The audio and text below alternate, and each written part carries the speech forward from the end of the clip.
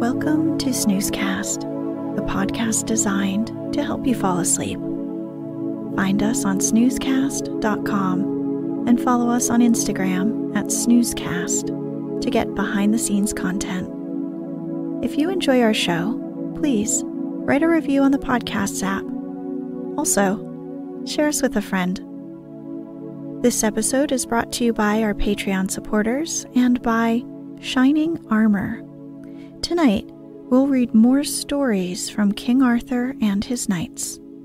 If you'd like to listen to the first story in this series, you can find our episode titled The Sword Excalibur that aired on April 10th, 2020. If you'd like to listen to the most recent previous episode again, The Great Feast aired August 3rd, 2020. King Arthur was a legendary British leader who, according to medieval histories and romances, led the defense of Britain against Saxon invaders in the late 5th and early 6th centuries. The details of Arthur's story are mainly composed of folklore and literary invention, and modern historians generally agree that he is unhistorical. The Knights of the Round Table are the knightly members of the legendary fellowship of the King Arthur in literature.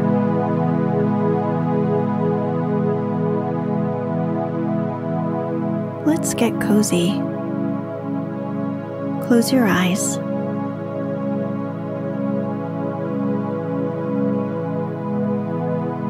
Relax your body into the softness of your bed.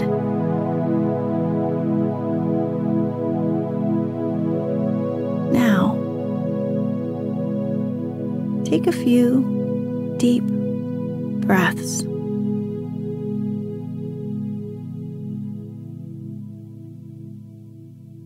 After Arthur had proved his prowess in his contest with the 11 kings, he decided to establish his court and the Order of the Round Table.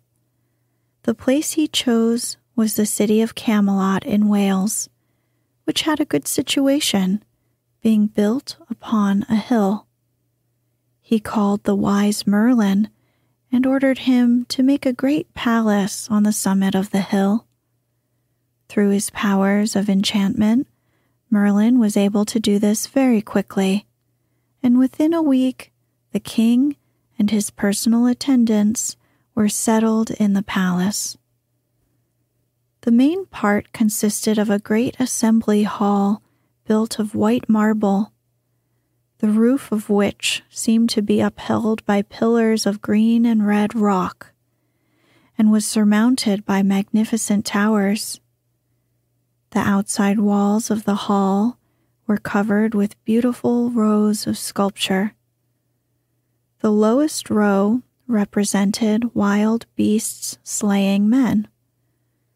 The second row represented men slaying wild beasts. The third represented warriors who were peaceful, good men.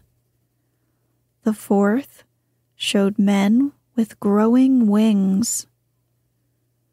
Over all was a winged statue with the face of Arthur.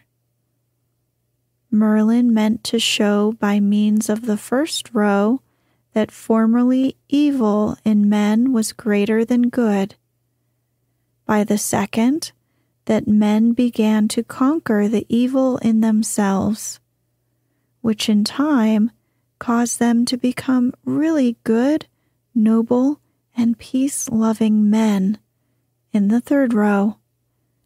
And finally, through the refining influence of good King Arthur and his wise helpers, men would grow to be almost as perfect as the angels. The main doorway was in the shape of an arch, upheld by pillars of dark yellow marble. The hall was lighted by 14 great windows, through which the light streamed in soft colors upon the marble floors. Between these windows and along the cornices were beautiful decorations. There were carvings in white marble of birds and beasts and twining vines. There was mosaic work of black and yellow and pink marble and of lapis lazuli, as blue as a lake when the clear sun shines full upon its surface. Under the windows were many stone shields, beneath each of which was the name of a knight. Some shields were blazoned with gold, some were carved, and some were blank. The walls were hung with beautiful tapestries which had been woven by the ladies of the land for Arthur's new palace. On each had been pictured some episode from the life of King Arthur. The drawing of the magic sword from the anvil, the finding of the good sword Excalibur, his deeds of justice and acts of kindness, and his many battles and wars. The 2 wings of the palace contained the dining hall and kitchen and the living apartments of all the members of the court who made their home with the king. The dining hall was only a little less beautiful than Arthur's great assembly hall. The walls were hung with cloth of scarlet and gold. The deep fireplace was supported by 4 bronze pillars. In the middle of the room were long tables made of oak boards set on ivory trestles. At a banquet, the walls were hung with garlands of flowers or festoons of branches. The great kitchen had stone walls and stone flagging. The fireplace was so large that there was room for a whole ox to be roasted, and above hung cranes from which 6 kettles could be suspended, and pots of such a size that pigs could be boiled whole in them. All about the walls were cupboards.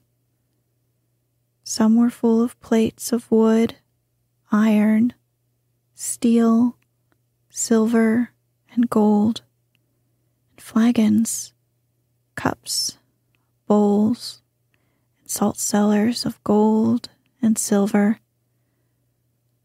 Others were used for the storing of cold meats and fruits. There were several tables on which the cooked food was cut, and benches upon which the cooks rested when they were tired of serving the hungry eaters. Well might they have grown tired. Supper, the most important meal of the day, lasted from 3 until 6, and often longer.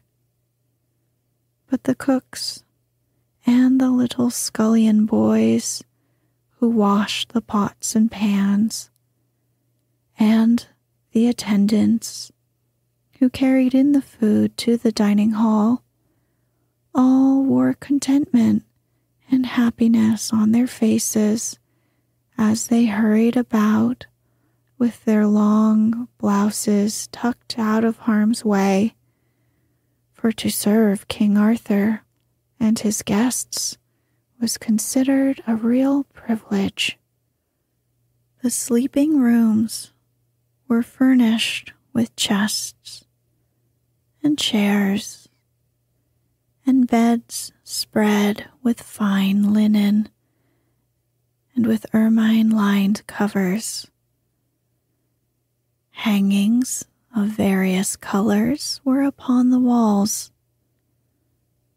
On the floors were strewn rushes, and among them was thrown mint, which gave forth an agreeable odor. After Arthur, his officers, and his servants had been in the palace a few days, the king formally established his court. He invited all the knights who cared to do so to come with their families and retinues and live with him. Some preferred to remain in their own castles, but others gladly went to live with the king. Soon all were comfortably settled. The king's officers were very important members of Arthur's court. First of these came the Archbishop of Canterbury, who held the highest place in the king's regard. It was his duty to conduct the church services for Arthur and his followers, and to christen, marry, and bury the people of Camelot. Next, Sir Ulfius, as chamberlain, superintended the care of the king's rooms. Sir Brastias, who was warden, superintended the servants. Sir Kay, who was steward, had charge of all the food and the kitchen. Sir Hector, as treasurer, took care of the king's gold and rendered the accounts. Sir Geraint managed all the tournaments and outdoor sports of the knights and squires. There were other officers to help these, and all did their work faithfully and lovingly. The knights whom Arthur chose to be members of his round table were mostly selected from these officers. As members of this order, there were 150 of the knights who had shown themselves especially brave in battle and who were devoted followers of the king.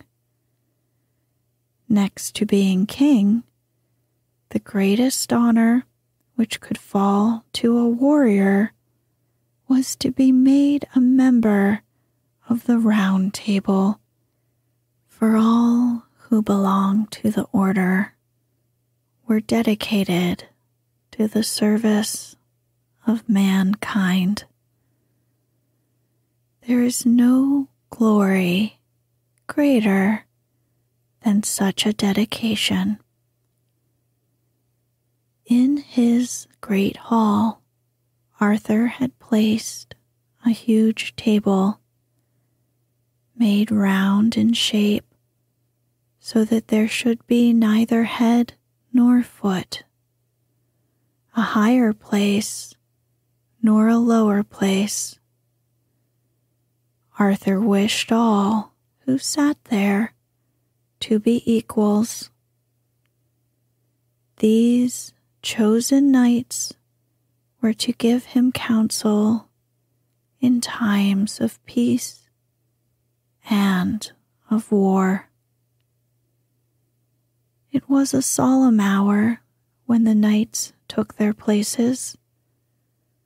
The Archbishop of Canterbury blessed them and their seats.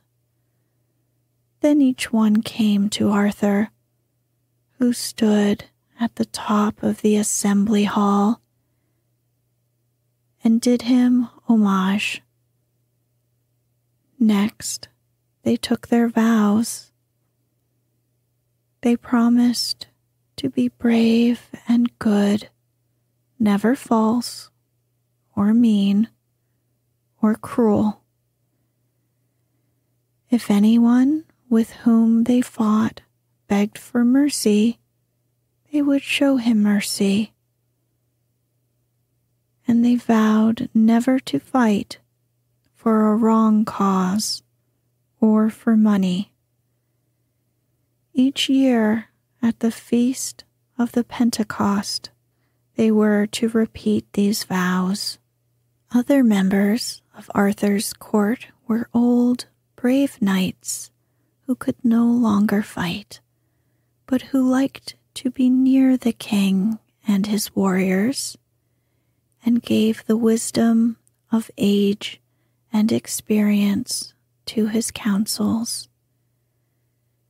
Young, ambitious, and promising knights who had had but little real experience in battle, and faithful squires who had no real experience at all.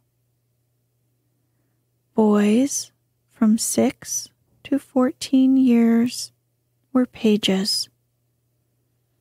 There were others who transformed Arthur's court to a real place of grace and beauty. The mothers, wives, sisters, and daughters of the warriors. Although they did not help in the councils of war, these ladies were of great assistance in training the knights to be tender and courteous. They taught the little pages good manners and unselfishness. They assisted the knights in removing their armor when they came in tired from riding or fighting. They sat with Arthur and the knights in the evening in the dining hall, singing or playing upon harps,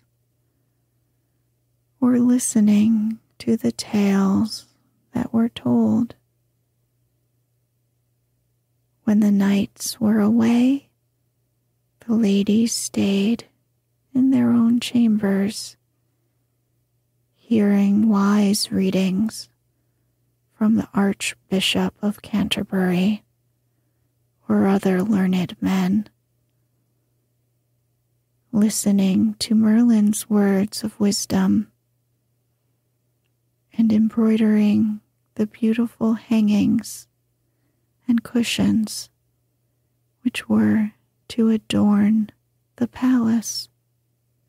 It was a month before Arthur's court was established, and during that time the city of Camelot was a scene of continual merriment.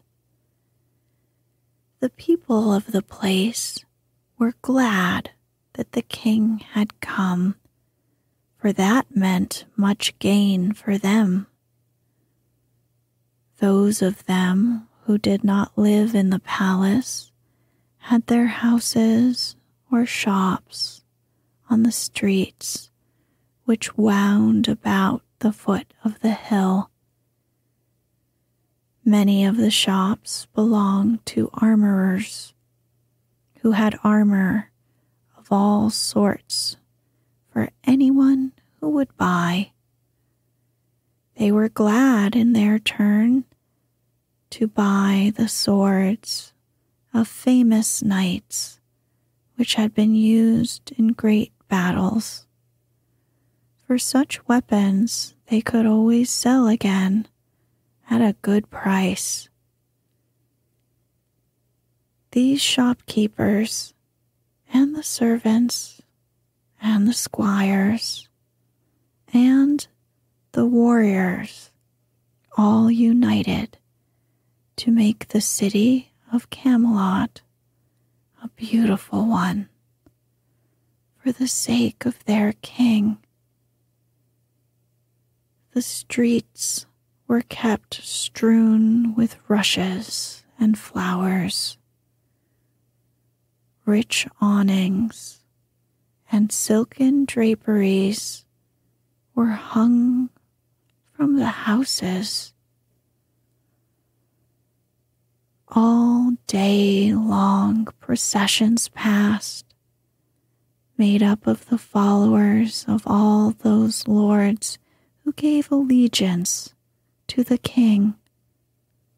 They carried the banners of their masters, crimson, white, or scarlet, gold, silver,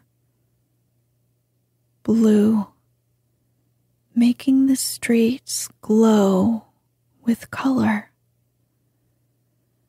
The marching squires wore ornamented blouses drawn in at the waist, long silk stockings, and shoes of embroidered leather. The bowmen were dressed in green kirtles, rather shorter than those of the squires, and wore dark woolen hose, and they carried their bows and arrows slung across their shoulders. The servants were dressed in much the same way, except that their blouses were longer and of various colors. Many knights rode in the processions, their long plumes waving in the wind, their armor shining, and their falcons perched upon their wrists. All day long, too, bands of musicians played on flutes and timbrels and tabors and harps. Bands of young men and women sang songs in praise of the king. Storytellers went about relating old tales of famous heroes. The young men showed their strength by tumbling and wrestling, and their grace by dancing. The young women also danced. The wise Merlin often passed along the streets, walking silently among the merry throngs of people. Sometimes the little king's jester danced at his side, a tiny man who made merriment for the court with his witty sayings. He always wore a tight-fitting red blouse and a peaked cap ornamented with bells, and he carried a mock scepter in the shape of a carved ivory stick. Whenever Arthur appeared before his people, church bells were joyously rung, and trumpets were sounded. The king, as he rode, distributed presents to the poor people, capes, coats,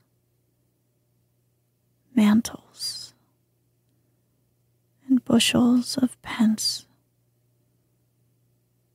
In a dining hall at the palace, feasts were held on those days for them, and they were also open for all the people who might come. When the weather was beautiful, tables were placed on the sward outside the palace, and those who cared to ate under the shade of the trees, listening to the music of the blackbirds, whose singing was almost as loud as that of the chorus of damsels who sang in the palace. Every hour the servants carried in and out great quarters of venison, roasted pheasants and herons, and young hawks, ducks, and geese, all on silver platters. Curries and stews and tarts were innumerable. In the midst of all this, a silver fountain had been set from which flowed sweet wine. Even the great feasts of the year, which were held at Christmas, upon the day of the Passover, at Pentecost, upon Ascension Day, and upon St. John's Day, were not as wonderful as these feasts, when the king held holiday with his people. On these days of merriment, when the people were not eating or drinking or marching in processions, they were at the tournament field, watching the combats. Here, the best of King Arthur's knights, mounted on strong horses and wearing heavy armor, were ranged on two sides of the field.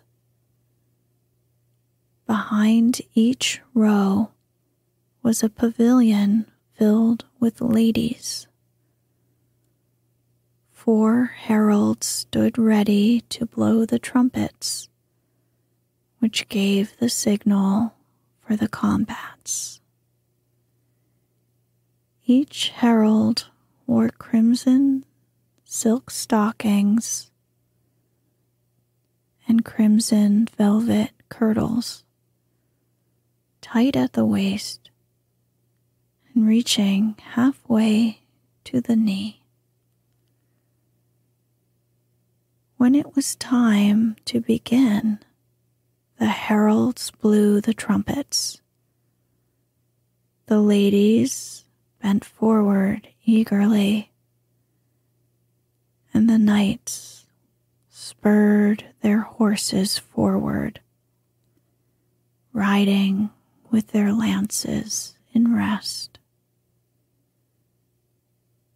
In a moment, clouds of dust arose, circling up as high as the plumes on the knights' helmets, and their lances crashed against each other's shields. Many of the lances broke. Sometimes the shock of contact overthrew a knight,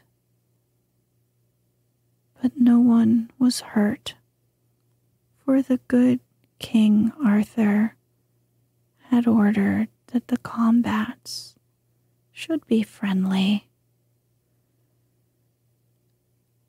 When the jousting had lasted for several hours, those knights who had shown themselves the stronger received prizes from the ladies. The prizes were suits of armor ornamented with gold and swords with jeweled hilts.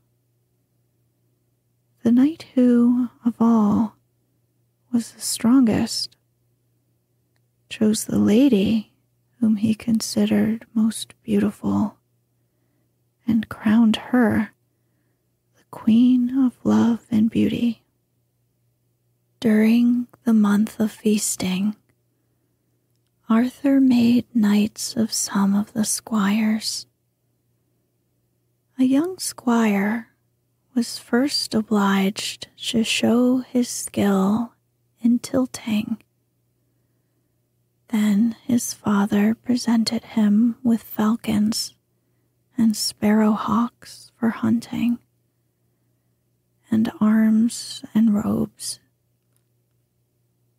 He also gave robes and arms to his son's companions and to their mothers and sisters, furs and embroidered robes and belts of gold.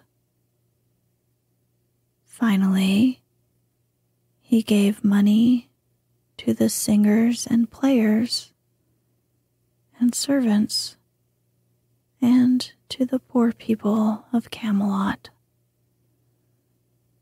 At about sunset, the young squire went into the church, where the Archbishop of Canterbury held a solemn service. The youth took the armor which he had chosen and placed it on the floor in front of the altar. He was then left alone, and all night he prayed fervently to have strength to be a noble and true knight. In the morning, the king came to the church, attended by his nobles and by the archbishop. The squire laid his sword on the altar, thus signifying his devotion and his determination to lead a holy life. King Arthur bound the sword and spurs on the young man, and, taking Excalibur, he smote him lightly on the shoulder with it, saying, "Be thou a true and faithful knight." Then the squire took a solemn oath to protect all who were in distress, to do right, to be a pure knight, and to have faith. After that, the Archbishop of Canterbury preached a solemn sermon. When the month of feasting and holiday was ended, the members of the court returned to their usual habits of life. The knights of the Round Table went forth to right wrongs and to enforce the law. All who were in distress came to the king for help, and to the whole country good King Arthur's court was famous as a place where unkindness was never done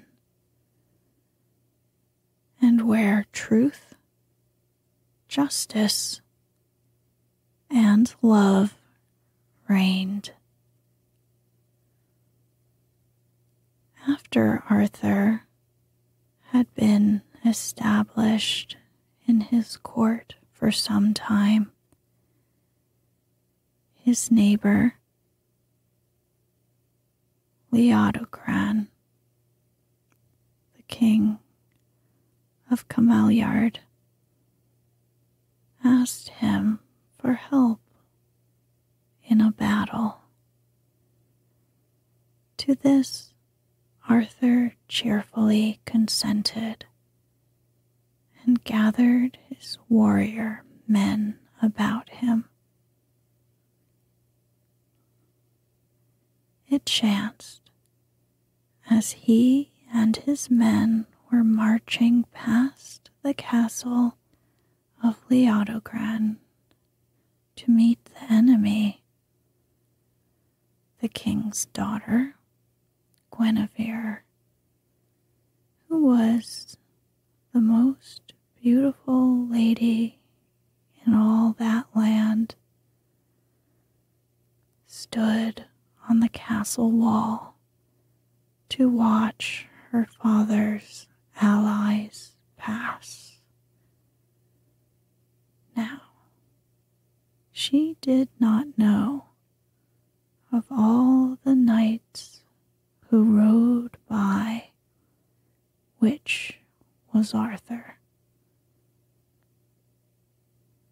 Many wore gold and jewels on their armor, while the king's armor was plain. But Arthur saw her bending over the wall. She was slender and graceful. Her black hair fell in two long, heavy braids over each shoulder. Her eyes were large and black, and Arthur felt a warm love spring from his heart for her. He said to himself, "If I win this battle for Leodogran, I shall ask him to give me the princess Guinevere for wife."